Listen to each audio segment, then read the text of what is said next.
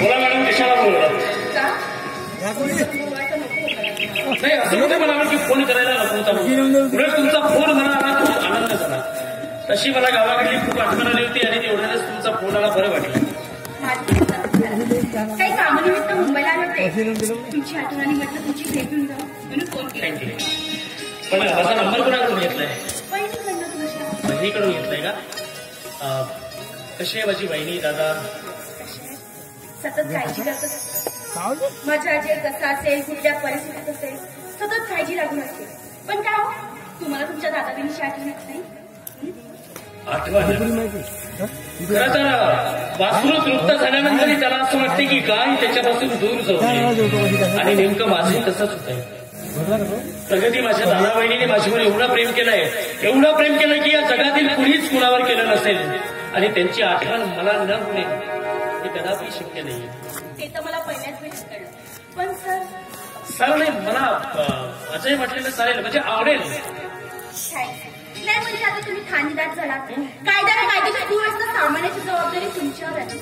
तेव्हा पहिलं कार्य कुठलं करणार? माझं पहिलं कार्य हेच असेल की कायद्याच्या चौकटीत राहूनच कायदा आणि सुव्यवस्था पार पडेल. त्या पण त्या हो, अशा परिस्थितीत तुम्हाला कोणी विकत घेण्याचा प्रयत्न केला तर? प्रगती, तुला माहित आहे का, गरीब गाईच्या बछड्याने वाघाच्या गुहेत प्रवेश केलेला आहे. त्याला कोणीही विकत घेण्याची हिंमत करू शकणार नाही. काय जगाशी गप्प काय जगाशी? नाही प्रगती, तू कितीही लपवण्याचा प्रयत्न केला तरी तुझे हावभाव सांगत आहेत की तुला काहीतरी बोलायचं आहे. मनातील भावना बाहेर येऊ नये. खरं सांग, मला एका वाघाची सावली व्हायची, एका तुफानाशी गाठ बांधायची, ते आयुष्यभर आलं माझ्या लक्षात आधीच. पण प्रगती, त्या वादळाशी आणि तुफानाशी संसार करताना संपूर्ण आयुष्य खर्ची घालावं लागेल. माणसाने हिमतीच्या जोरात चांगले चांगले गड उतरता आणि चढता येतात याचा विचार करत नाही. पण ते गड चढताना आणि उतरताना शरीर रक्तबंबाळ होईल, प्रसंगी जीव सुद्धा द्यावा लागेल. पण ते तुला शोभणार नाहीये प्रगती. का शोभणार नाही? का शोभणार नाही? न शोभणाऱ्या गोष्टीवर मी मात करेन.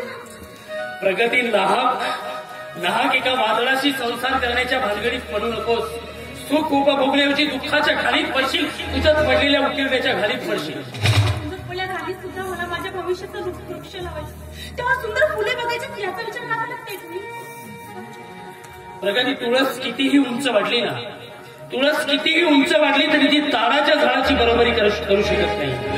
आमचं गरिबांचं तसंच असते. आम्ही कितीही विद्वान असलो, कितीही विद्वत्ता प्रचूर असलो तरी पण तुमच्यासारख्या प्रतिष्ठितांच्या मनमंदिरात आम्ही कधीच प्रवेश करू शकत नाही. प्रवेश मी देणार आहे. माझ्या मन मंदिराचे दार काढचे खुले केले ते तुमच्यासाठी. पण कुणाला सांगते तुम्हाला, तुमच्यासारखं उच्च शिक्षित व्यक्ती सगळं डोक्यात आणूनच कशाला? खरं तर माझंच चुकलं. खरं तर प्रगती, हे सामाजिक जीवन आहे ना, हे सामाजिक जीवन अत्यंत अशा विषमतेवर आधारित आहे. जात, धर्म, संस्कृती हे या जीवन मंदिराची उंच कळस झालेले आहे. सगळे त्या कळसालाच वंदन करतात, मात्र पायरीला कोणी जुमानत नाही. कारण चिकना मातीत रुतलेली असते ना. आणि आमच्या गरिबांचं तसंच असते ग. म्हणजे तुमच्या म्हणण्याप्रमाणे मला त्या कळसाची पूजा करायला नको. खरं तर त्या कळसाचीच नाही, तर त्या पाय तलाशी असलेल्या दगडाची पूजा करायची आहे. मला तुमची पूजा करायची. अहो, तुम्ही आहात मला. तुमच्या सामर्थ्याने मला या समाजातील विषमता नष्ट करायची. धर्मापर्यंत यावर मात करू एका नवीन समाजाची उभारणी करायची. त्यासाठी मला तुमची साथ हवी आहे. माझ्यावर विश्वास ठेवा. वा, खरं तर विचार आवडलेत मला. आणि असं म्हणतात की जिथे विचार जुळलेत तिथे एका नवीन नात्याची निर्मिती होते. मला खात्री आहे तू मला आयुष्यभर साथ देशील. आणि मला आनंद आहे की तुझ्यासारखी सुंदर आणि श्रीमंत मुलगी माझ्या जीवनात आली. आता खरंच तुझ्यासाठीच फुलायचं, तुझ्यासाठीच बहरायचं आणि गंधाळायचंही तुझ्यासाठीच. जे जे हवे या जीवनी ते सर्व आहे लागले, तरीही उणे काही पुरे तू पूर्तता होशील का. तो सळसळणारा वारा बघ. खरंच आभाळ कसं नभांनी मेघांनी भरून आहे. थंडगार वारा अगदी अंगाला झोळून जातोय, आनंद देऊन जातोय.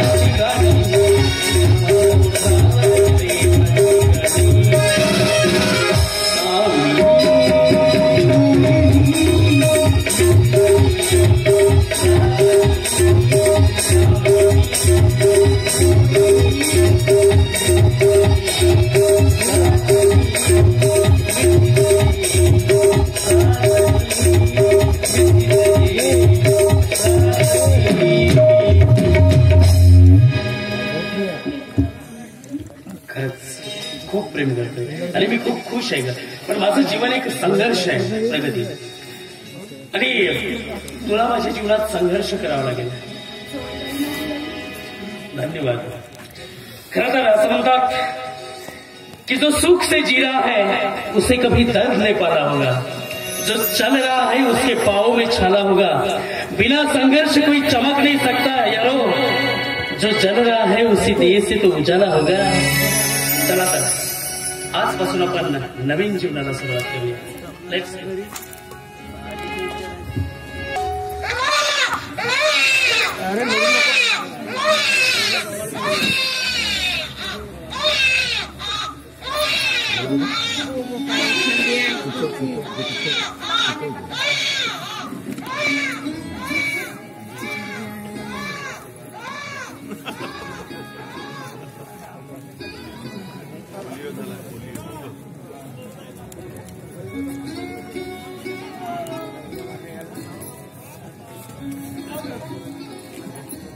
काळजी करताय तुम्ही.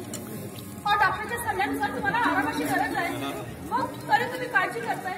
वेळेवर जेवण नाही, वेळेवर औषध घेत नाही, स्वतःच्या तब्येतीकडे लक्ष देत नाही तुम्ही. असं कसं सांगा मला. कमला पुढचं आयुष्य जगून करायचं तरी काय, निवड खाण्यासाठी जगायचं हे मला मान्य नाही कमला. हो असं बघून कसं चालेल. मग सांग ना काय करू म्हणतेस का, काय करू म्हणतेस. अगं ज्या केशव वापरावले अर्धपोटी उपाशी राहून दिवस घातले, हा लोकवेष्ट सहन केल्या, पण कधी कुणापुढे मान झुकवली नाही मी, कधी कुणाचे तळवे चाटले नाहीत मी. पण आता नालायक बहिणीसाठी त्या नीच माणसाचे बूट चाटावे लागले. कमला ग तो क्षण आठवला ना की जगण्याच्या आशा आकांक्षात संपूर्ण असं बोलू नका तुम्ही, असं बोलू नका. यामध्ये तुमचा काही एक दोष नाही, काही दोष नाही. तुम्ही त्या भावाचं कर्तव्य म्हणून बहिणीच्या भविष्यासाठी त्या निचाचं धारण केलं होतं, पण त्या निचानं तुम्हाला समजून घेतलं नाही. पण त्या नाल्याकडे जर तुमच्यावर अन्याय अत्याचार केला ना, त्याच्या प्रत्यक्ष साक्षी तो परमेश्वर आहे. तुम्ही बघतच ना, तो परमेश्वर त्या निचाचा अंत करणार आहे, त्या निचाचा अंत होणारच आहे. अगं कुठल्या परमेश्वराची गोष्ट करते. अगं या जगात परमेश्वर असतो ना, तर माझ्यावर जेव्हा अन्याय अत्याचार झाला त्यावेळेस त्याचा प्रतिकार करण्यासाठी प्रकट झाला असतो. पण नाही कमला, नाही, या जगात गरिबांचा कोणीच वावे नाही. सगळं थोताड थोताड. अरे का रक्त पिता रे गरिबांचे, का रक्त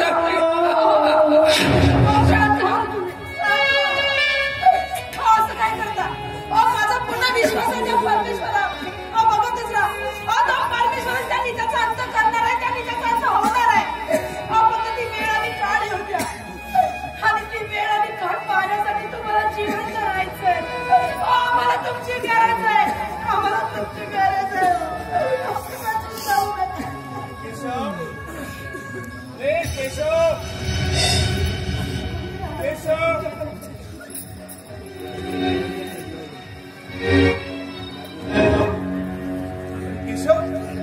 काय स्वतःचा हाल करून बसलास, काय झालं काय तुला. साहेब नियतीचे फळ आहे. कदाचित नियतीला मी आवडलो म्हणून मी हे सगळं मोजून देत आहे साहेब. असं काही बोलायचं नाही.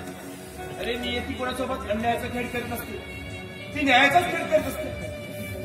तुझ्यावर झालेल्या अन्यायाचा बदला तुझ्याकडून मोबदल्याच्या स्वरूपात घ्यायचा असेल तर, आणि हो असं दुःखाला कवटाळून बसायचं नाही. अरे नियतीने वाढलेला ताट स्वखुशीने स्वीकारायचं आणि तो तुला स्वीकारायचा, कारण आता मी तुझ्या सोबत आहे ना, काही काळजी करायची नाही. साहेब मी असं ऐकलंय की कुठल्या तरी आरोपाखाली तुम्हाला तुरुंगवास झाला. होय, मी ब्राऊन शुगरचा धंदा करतो असा खोटा आरोप लावण्यात आला माझ्यावर. खोटा आरोप? होय, अरे तुझ्या सांगण्यावरून त्या विक्रमणाला अटक करण्यासाठी त्याच्या बंगल्यावर गेलो असता. त्याने माझ्या गाडीमध्ये ब्राऊन शुगर ठेवायला सांगून पोलिसांना फोन करून माझ्या गाडीची चौकशी करायला लावली. त्यात ब्राऊन शुगर मिळालं, मला अटक झाली, तुरुंगवास झाला. एवढंच नव्हे तर माझ्या नोकरीतूनही मला मंतर पोवावं नसतं, काही गुन्हा नसताना. पण हो, आता मी सुटून आलो त्या साऱ्या विक्रमणाचा सर्वनाश करायला. त्याला नाही सोडलं. मी निर्दोष असताना मला ही शिक्षा भोगावी लागली. त्याला मी असं खुलं फिरवू देणार नाही सोडणार साल्याला मी. साहेब मी सुद्धा तुमच्या सोबत आहे. त्या हरामखोराला अशी सजा द्यायची की यामुळे तो कधीच कोणावर अन्याय अत्याचार करणार नाही. मी सोबत आहे साहेब. तुम्ही साहेबांसोबत बोलत असाल, मी चहा घेते.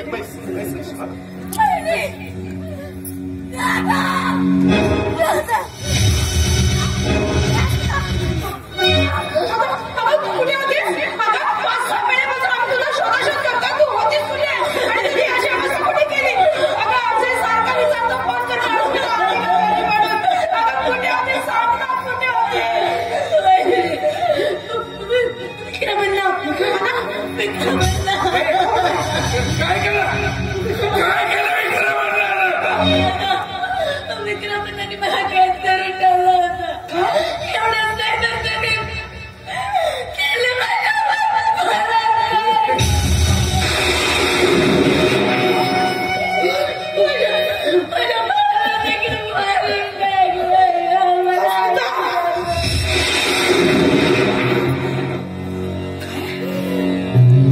त्या नीच नाल्यात मासाची हिंमत कशी झाली तुझ्या अंगाला स्पर्श करण्याची?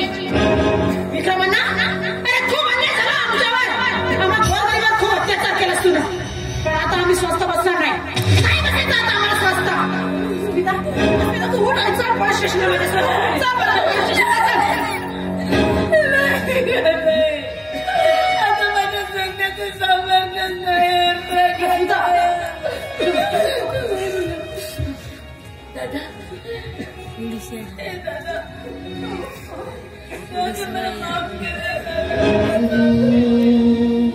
मैं क्या करते जाने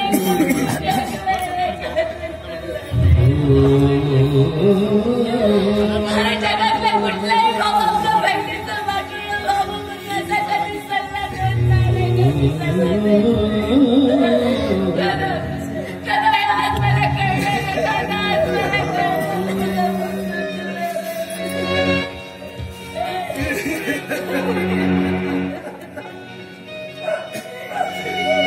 कळायला खूप उशीर केलीच. अगं त्याच वेळेस माझे शब्द ऐकले असतेस ना, तर आज तुला हे दिवस बघावे लागले नसते. पण त्यावेळेस तू आपला मला दुश्मन समजत होतीस. अगं घरच्यांचे आणि माझे शब्द ऐकले असतेस ना, तर आज तुझ्या मनात आत्महत्या करण्याचे विचारच आले असते.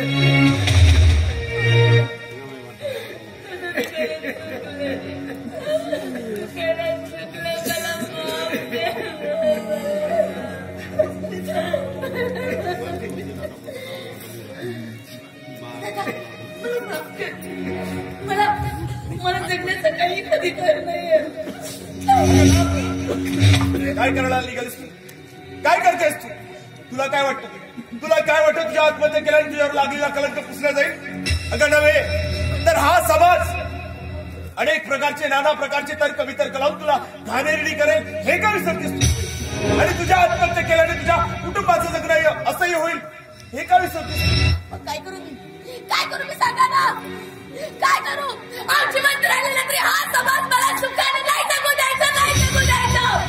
हा समाज मला टोच मारून घेईल. तुला सूर्यकांत भेटला होता? अगं मला सूर्यकांत तुला भेटला होता? अगं तूच म्हणायचीस ना की सूर्यकांत सुद्धा तुझ्या खूप प्रेम आहे म्हणून. अगं त्याचा खोड तुझ्या उजळून काढत होता ना, मग त्याने काय झालं सांग ना.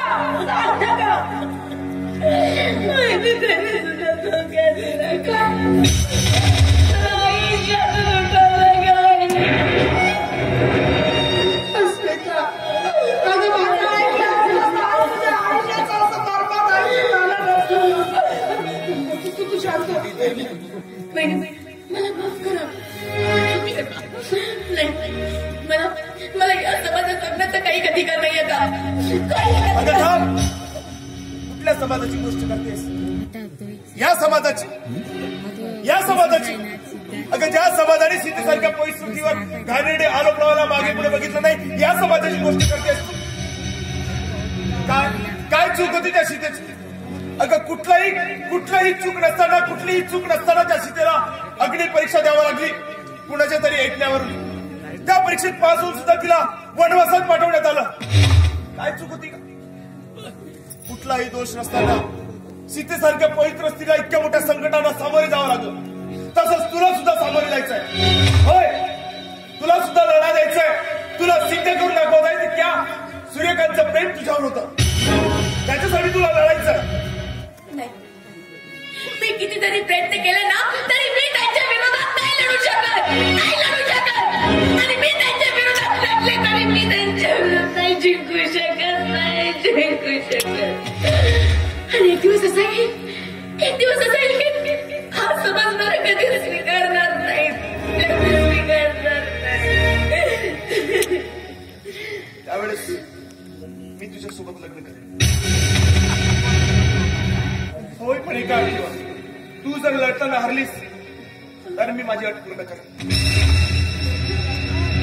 दादा, बहिणी, दादा. काय झालंय? तुम्ही सगळे गप्प का? दादा काय झालंय? पहिली काय झालंय? तुम्ही सगळे असे गप्प का? अरे तुम्ही बोलात का नाही? काय झालंय? पहिली तुम्हाला समज आहे म्हणजे काय झालंय? ते काही सांगू शकणार नाही. मी सांगितलं या सूर्यकांतने तुमच्या बहिणीला धोका दिला. अहो एवढंच नव्हे तर त्या विक्रमंडाने तुमच्या बहिणीवर पाशवी बलात्कार केलाय. सीता,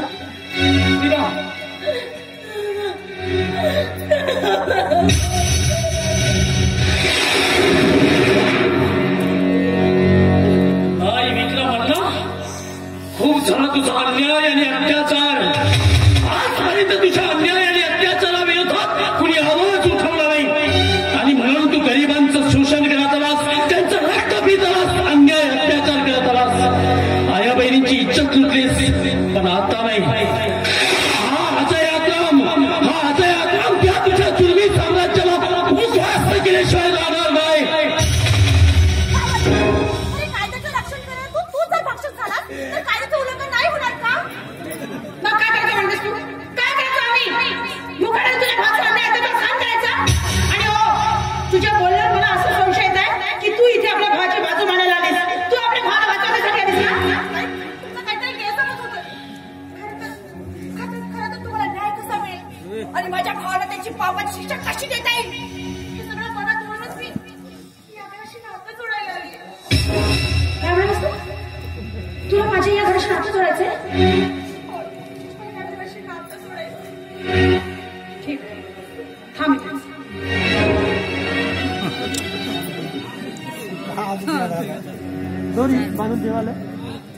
तुला आमच्या या घराशी नातं जोडायचंय ना? मग हे तुम्ही भर माझ्या आजीच्या नावानं आपल्या कपाडी आणि जोड माझ्या आजीशी नातं. काय झालं? मान खाली का घेत? मॅडम, बोलणं सोपं आहे पण बोललेले शब्द पूर्ण करण्यासाठी हिंमत लागते. हिंमत, ती हिंमत आहे तुमच्यामध्ये? जर असेल हिंमत तर भरा माझ्या आजीच्या नावानं कुंकू आपल्या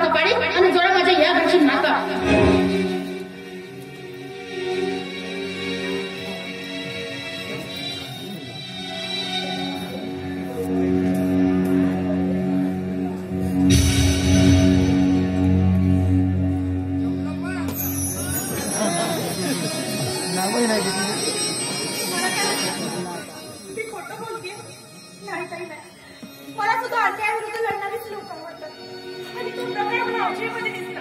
तेव्हाच ठरवलं लग्न करीत राजेशी पूर्ण कुणाशी पण आता या घरचे सदस्य म्हणून माझं स्वीकारून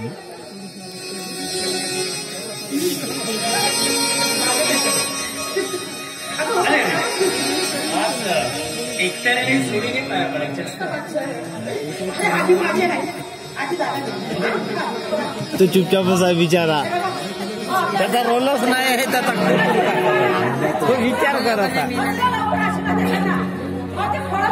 मेलाय तो.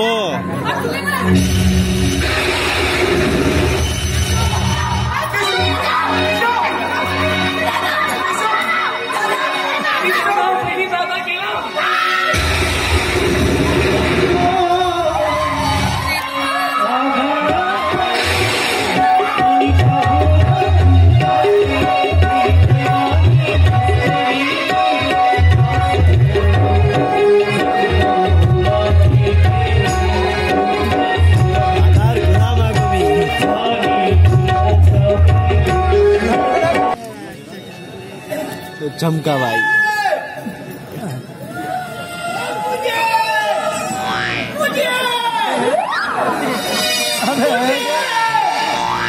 आज तर तुला सोडत नाही. माझी आग झाली आहे. तुला आग केल्याशिवाय सोडत नाही. आपलीच खरा